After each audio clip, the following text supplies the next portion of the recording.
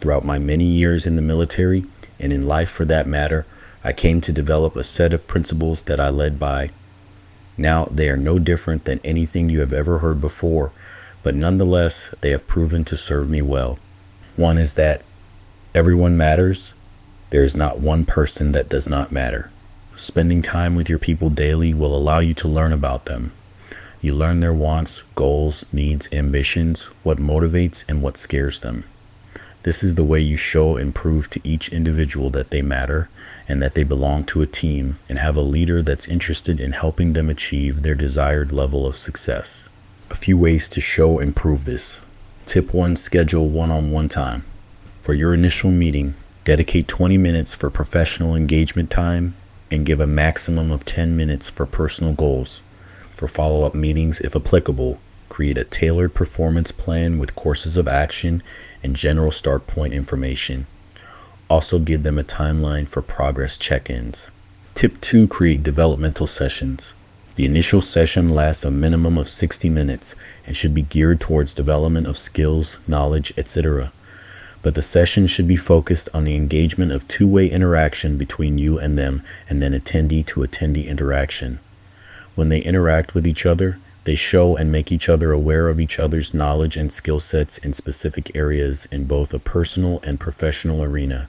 Tip 3. When possible, invite or take them to meetings that they normally are not a part of. This gives them exposure to knowing and learning about things outside of their daily responsibilities. You never know, their way of thinking or viewing information or situations can help another person get over or pass an obstacle or spark an idea of how to do something better.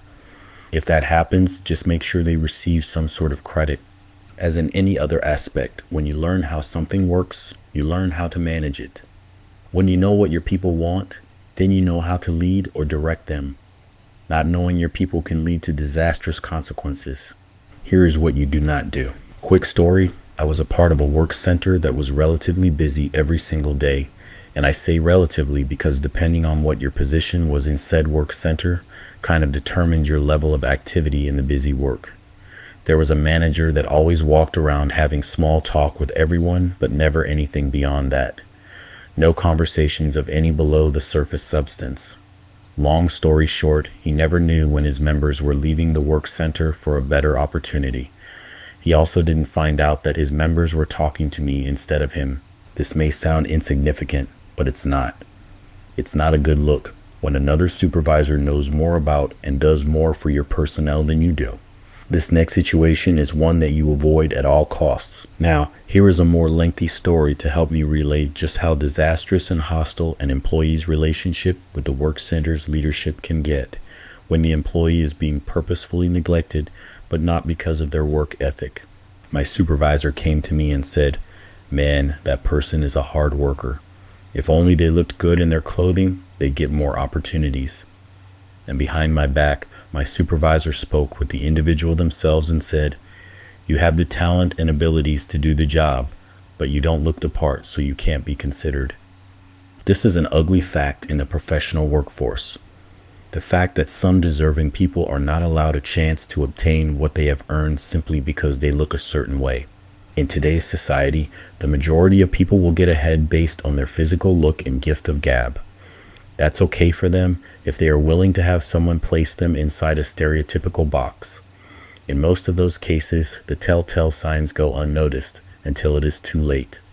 That shiny pennies characteristics, when observed over time, will let you know that person is shallow in thought, all talk without the walk, and intentions were never truly set on improving anything that they were assigned to. Unfortunately, that person will most likely achieve a position within the work center that they cannot be removed from so easily. Those that talk the talk and walk it seem to progress at a slower pace because their hard work is taken advantage of in the hopes that their satisfaction levels are being met by seeing the change they made happen and nothing else being required. Some refer to this as politics, and it may be to some degree, but the root of this problem is that the person saying these things and performing those actions are cynical and judgmental. Not one person that is actually skilled in their profession and respectful of others and their dedication would think it's okay to hold anyone back from moving up the ladder.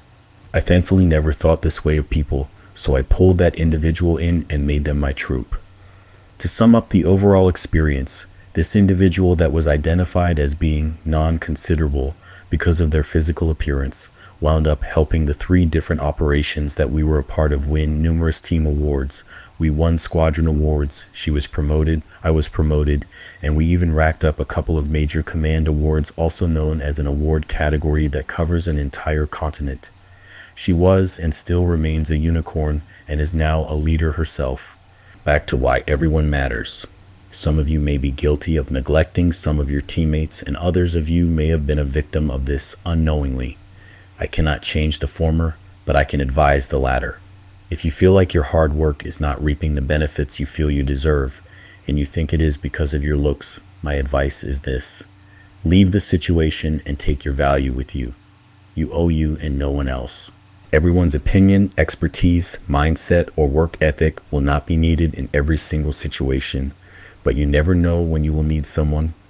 Blatantly disregarding an individual because they do not fit in what you need right at that very moment is one of the quickest ways to not have their support when you need it. Strengths and weaknesses, we all have them. As a leader, as a manager, as a supervisor, it is your job to find out where your people are the best fit. As a teammate, it's your job to know who is and is not suited for task execution when the moment comes that you must divvy up tasks amongst yourselves. If there is someone that you think does not matter, you need to either fix or dissolve that relationship ASAP. Well, that's all I have for now. If you have anything you would like to share, would like further information, please leave a comment below or reach out to me at tdwcoaching81@gmail.com. Don't forget to like, subscribe, share, and all of that good stuff. Until next time, y'all be easy.